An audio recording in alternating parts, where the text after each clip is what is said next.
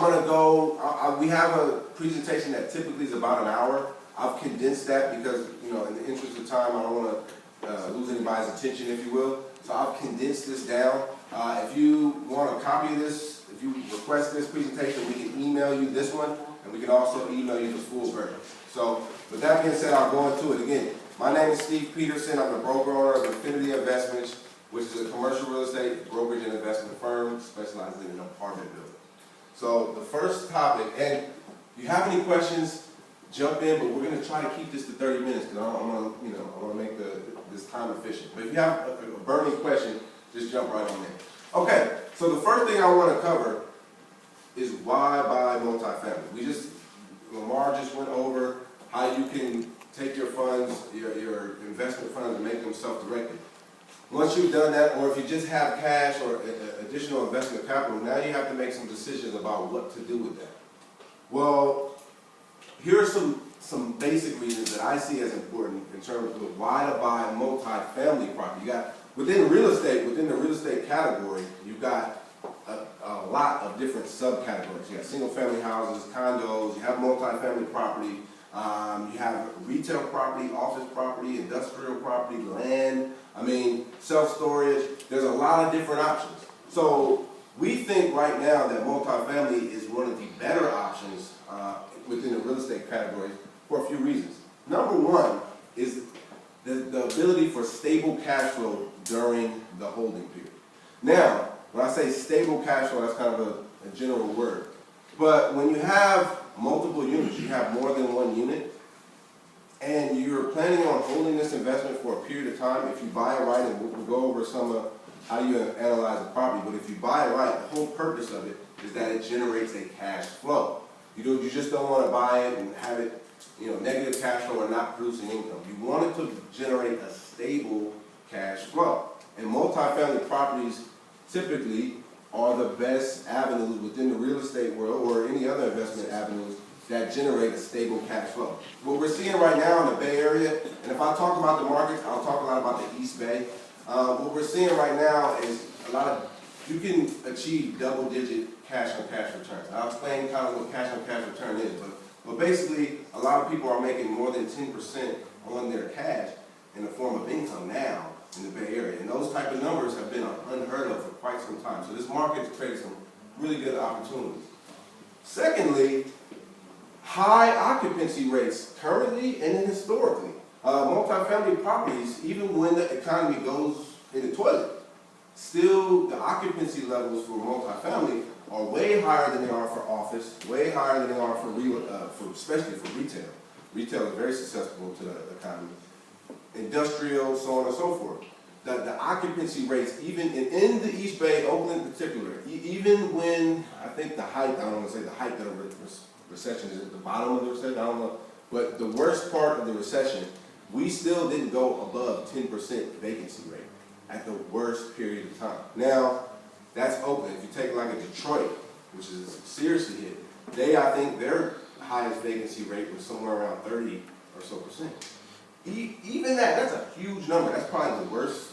I know for some other people like Raphael, you buy across the country, that's probably 30% probably the worst vacancy rate you could in record or in history.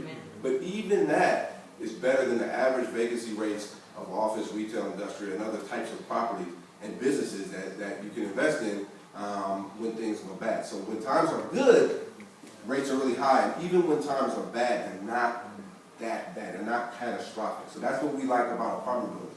Also, today, and in typical markets, financing is available at attractive rates. Now, there has not been a lot of bank capital or lending capital available for investment properties for a little while. And I have to tell you that this year, that has begun to shift.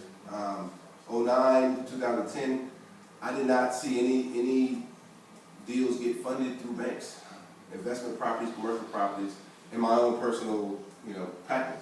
I have seen a few banks make loans on apartment buildings this year, and more of them are coming back, advertising their apartment loan products, contacting me as a broker investor and saying, hey, what do you got?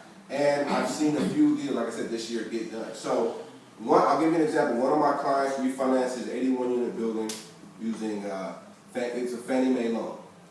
It's insured by Fannie Mae. I think the lender was Greystar. He refied that property at a 4.6% interest rate, fixed for 30 years. You know, and the term is 10 years, but the rate is fixed for 30 years, 4.6%. So attractive finance. You're not going to find that on a retail office property. You know, if you're going out and, you know, and if you're aggressive and you're buying a company, you know, you want to go buy a business, you're definitely not going to find those type of rates. So apartment buildings have some advantages.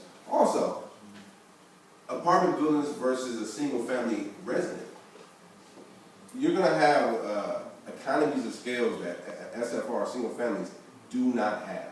Now, don't let me discourage you from buying a house if you're looking at buying a house, because oftentimes a house, a single family home, could be a good starter, especially in this market right now because the prices are so low and the income is good.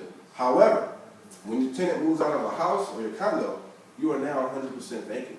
You know, now, you should be able to rent it out pretty quickly, but for that period of vacancy, you have no income coming in. With an apartment building, you have multiple units. So if someone moves out, the other tenants, there's income coming from the other tenants that allow you to pay the bills and the mortgage, if you've done the numbers right. But that's critical. If you're owning single family homes for the purpose of income versus, now if you're flipping single family homes, you don't have to worry about holding it.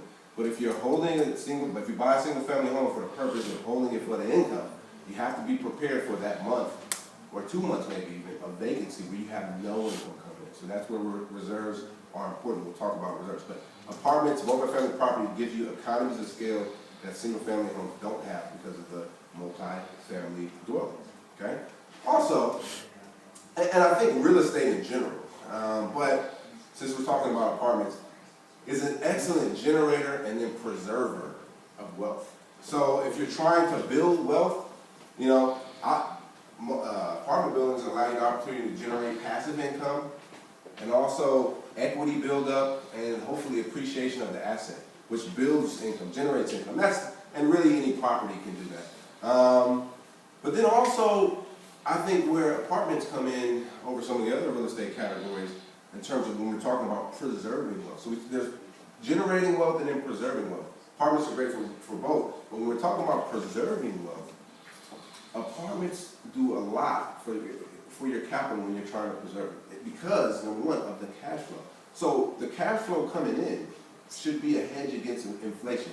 I'm not an economist, so I'm not going to get into the inflation numbers and all that type of stuff, but we're expecting some inflation here in the near future. And so I've heard that a few different places. So when you have income coming in, and you should be making, I mean, right now, you should be making at least around 10% on your money. If you're doing an income property in the Bay Area, target making at least 10% on your money.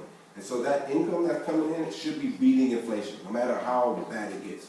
You should be able to beat it with the income, just simply with the income. So what you also have the ability to do is the equity buildup. It's small, but every time you make that mortgage payment, and the tenants basically are making your mortgage payment, you're paying down that mortgage, you're building up your wealth, okay?